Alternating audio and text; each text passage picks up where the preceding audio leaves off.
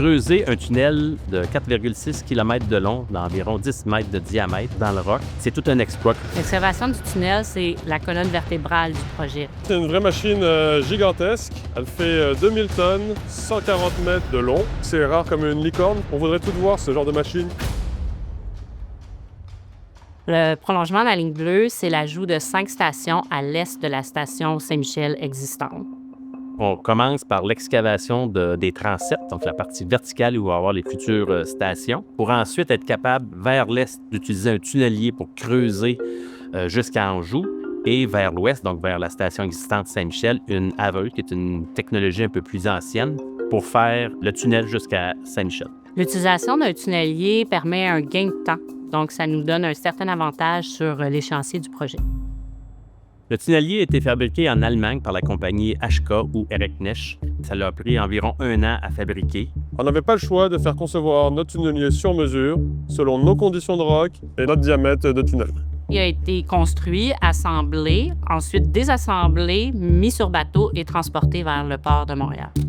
Ensuite, il a été transporté sur une quarantaine de camions, dont certains camions spécialisés à cause des longueurs, les dimensions des pièces à transporter et du poids de certaines pièces. Donc, il a été transporté jusqu'au site de Vertières, coin Jean-Talon, Épineuve, et il a été préinstallé sur site en grosses pièces. Et ensuite de ça, grosse pièce par grosse pièce, il est descendu dans le fond du transept pour faire l'assemblage final et ensuite être glissé dans le tunnel qui a déjà été pré-excavé vers l'est pour faire son chemin jusqu'à la station Anjou.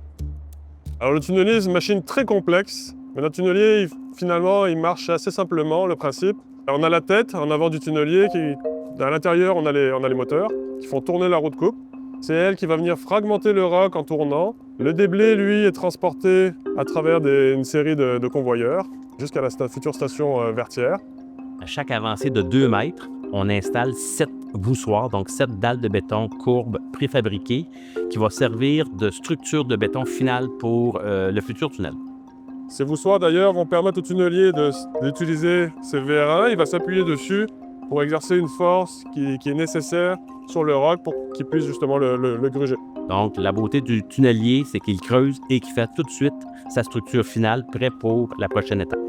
Le tunnelier va avancer de 10 à 15 mètres linéaires par jour. Il va travailler 20 heures sur 24 à avancer dans le roc et installer ses voussoirs. Et les 4 heures qui restent dans la journée vont servir de maintenance et de remplacement de couteaux qui vont gruger dans le roc. Pendant l'excavation, environ 20 personnes vont être à l'intérieur du tunnelier. Mais il y a forcément un pilote qui dirige le tunnelier. Ce sont des personnes rares. Je crois qu'il y en a autant de pilotes de Formule 1 que de pilotes de tunnelier. Réduire l'impact environnemental, c'est vraiment important pour nous dans ce projet-là. Donc, pour la disposition des déblais, on cherchait un site qui était à proximité du chantier.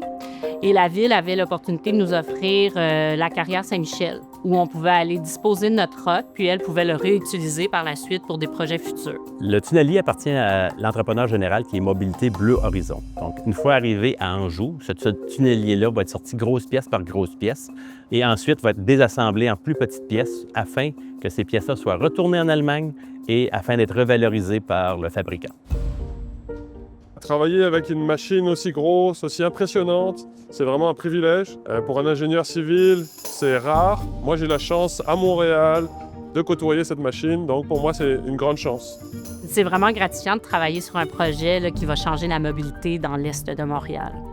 Il y a 2 ans, je songeais à prendre ma retraite, mais lorsque j'ai vu ce projet-là avec un tunnelier, j'ai été très impressionné et c'est pour cette raison-là que j'ai appliqué sur ce poste et qu'aujourd'hui, je termine ma carrière sur une note vraiment excitante.